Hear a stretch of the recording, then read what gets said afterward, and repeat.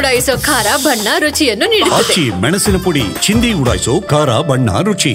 ಬೆಂಗಳೂರಿನಲ್ಲಿ ಜಾತಿ ಗಣತಿಗೆ ಆರಂಭದಲ್ಲೇ ವಿಘ್ನಗಳು ಎದುರಾಗ್ತಾ ಇವೆ, ಎಡವಟ್ಟುಗಳನ್ನು ಮಾಡ್ಕೊಂಡಿದ್ದಾರೆ. ಸಿಬ್ಬಂದಿಯನ್ನ ಸೆಲೆಕ್ಟ್ ಮಾಡಿರೋದೇ ಒಂದು ವಾರ್ಡ್ಗೆ, ಆದರೆ ಇವತ್ತಲ್ಲಿಗೆ ಹೋದರೆ ಈ ಸಿಬ್ಬಂದಿಯನ್ನ ನಿಯೋಜನೆ ಮಾಡ್ತಿರೋದು ಮತ್ತೊಂದು ವಾರ್ಡ್ಗೆ. ಸೊ ಇಂಥದ್ದೊಂದು ಎಡವಟ್ಟಾಗಿದೆ. 100ಕ್ಕೂ ಹೆಚ್ಚು ಸಿಬ್ಬಂದಿಗೆ ವಾರ್ಡ್ ಅದಲು ಬದಲಾಗ್ಬಿಟ್ಟಿದೆ. ಅದೊಂದು ರೀತಿಯ ಗೊಂದಲ ಈಗ ಸೃಷ್ಟಿಯಾಗಿದೆ. ದೂರ ಹೋಗಿ ಸಮೀಕ್ಷೆ ಮಾಡೋದು ಹೇಗೆ ಅಂತ ಅವರು ಅಳಲು ತೋಡ್ಕೊಳ್ತಾ ಇದ್ದಾರೆ. ಕೆಲವರು ಸ್ಥಳಕ್ಕೆ ಹೋಗೋದ್ರಲ್ಲೇ ನಮಗೆ ಅರ್ಧ ದಿನ ಆಗ್ಬಿಡುತ್ತೆ, ಸಮಯ ಬೇಕಾಗುತ್ತೆ.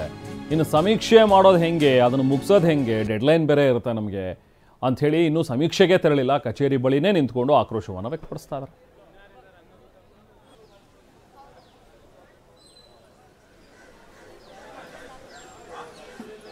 ಸ್ಥಳದಿಂದ ನಮ್ಮ ಪ್ರತಿನಿಧಿ ಶಾಂತಮೂರ್ತಿ ಒಂದು ಸ್ಪೆಷಲ್ ರಿಪೋರ್ಟ್ ಕೊಟ್ಟಿದ್ದಾರೆ, ಬನ್ನಿ ನೋಡೋಣ.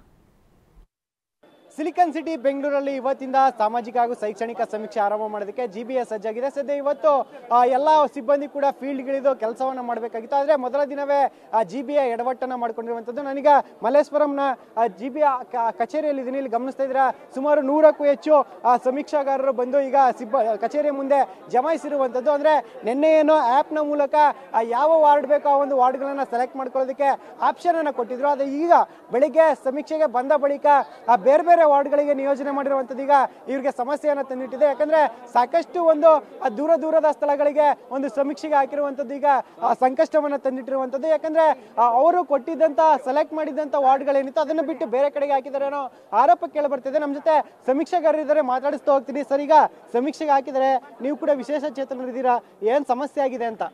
ಸರ್ ನೋಡಿ, ನಾನು ರವಿಕುಮಾರ್ ಅಂತೇಳಿ, ನಾನು ಇಲ್ಲಿ DPR ಎಕ್ಸಿಕ್ಯೂಟಿವ್ ಅಲ್ಲಿ ಕೆಲಸ ಮಾಡ್ತಾ ಇರೋದು ವಿಧಾನಸೌಧದಲ್ಲಿ. ನಾನು ಮೊನ್ನೆ 29ಗೆ ಬಂದು ರಿಕ್ವೆಸ್ಟ್ ಕೊಟ್ಟಿದ್ದೀನಿ, ಲೆಟರ್ ಸಮೇತ ಕೊಟ್ಟಿದ್ದೀನಿ, ಆರ್ಡರ್ ಕಾಪಿ ಸಮೇತ ಕೊಟ್ಟಿದ್ದೀನಿ. ನಾನು ಸಂಪೂರ್ಣ ಅಂಧ ವ್ಯಕ್ತಿ, ನಾನು 100%. ನನಗೊಂಚೂರು ಕೂಡ ಕಣ್ಣು ಕಾಣೋದಿಲ್ಲ. ನಿಮ್ಮ ಕಣ್ಣಿಗೆ ನೋಡಿದ್ರೆ ಗೊತ್ತಾಗುತ್ತೆ ನನ್ನ ಕಣ್ಣುಗಳು ಹೇಗೆ ಅಂತೇಳಿ. ಡಾಕ್ಟ್ರು ತೋರಿಸೋಂಗೇನು ಇಲ್ಲ, ಯಾರುವೇ ಆದರೂ ಕೂಡ ಹೇಳ್ತಾರೆ. ನಾನು ಏನು ಮಾಡ್ಬೇಕು ಹೇಳಿ ಸರ್? ಈಗ ಸಮೀಕ್ಷಕರು ಕೂಡ ಇದ್ದಾರೆ, ಮಾತಾಡಿಸ್ತಾ ಹೋಗ್ತೀನಿ. ಸರ್, ಈಗ ವಾರ್ಡ್ಗಳನ್ನ ಅದ್ಲು ಬದಲು ಮಾಡಿದ್ದಾರೆ, ದೂರದ ಪ್ಲೇಸ್ಗಳಿಗೆ ಹಾಕಿದ್ದಾರೆ, ಏನ್ ಸಮಸ್ಯೆ ಆಗ್ತಿದೆ ಅಂತ? ಸಮಸ್ಯೆ ಏನಾಗ್ತಾ ಇದೆ ಅಂದ್ರೆ, ಬೆಳಿಗ್ಗೆ ಸೆನ್ಸಸ್ ಮಾಡೋದಕ್ಕೆ ಬೆಳಿಗ್ಗೆ ನಾವು ಹೋದ್ರೆ 7:30ಗೆ ಹೋಗ್ಬೇಕು. 7:30ಗೆ ಹೋದ್ರೆ ಸಿಗ್ತಾರೆ, 7:30 ಮೇಲೆ ಹೋದ್ರೆ ಸಿಗಲ್ಲ. 8 ಗಂಟೆ 9 ಗಂಟೆಗೆ ಅವರೆಲ್ಲ ಕೆಲಸಕ್ಕೆ ಹೋಗ್ತಾರೆ. ಅಷ್ಟು ಬೇಗ ನಾವು ರೀಚ್ ಆಗಬೇಕು ಅಂದ್ರೆ ನಾವು 5:30ಗೆ ಹೋಗ್ಬೇಕಾಗುತ್ತೆ. ಒಂದಿನ ಹೋಗ್ಬೋದು, 2 ದಿನ ಹೋಗ್ಬೋದು. ಸುಮಾರು 200-250 ಮನೆ ಮಾಡಬೇಕು ಅಂದ್ರೆ 20-25 ದಿನ ಬೇಕು. 25 ದಿನ ಬೆಳಿಗ್ಗೆ ಡೈಲಿ ಹೋಗೋದಕ್ಕಾಗಲ್ಲ. ಅದಕ್ಕೆ ನಾವೇನು ಕೇಳ್ತೀವಿ ಅಂದರೆ, ಎಲ್ಲಿ ವರ್ಕ್ ಮಾಡ್ತಾರೆ ಆ ಸರೌಂಡಿಂಗಲ್ಲಿ ಹಾಕಿ 20 ಅಲ್ಲ 30 ಮನೆ ಜಾಸ್ತಿನೇ ಹಾಕಿ ನಾವು ಕೆಲಸ ಮಾಡೋಕೆ ರೆಡಿ ಇದ್ದೀವಿ.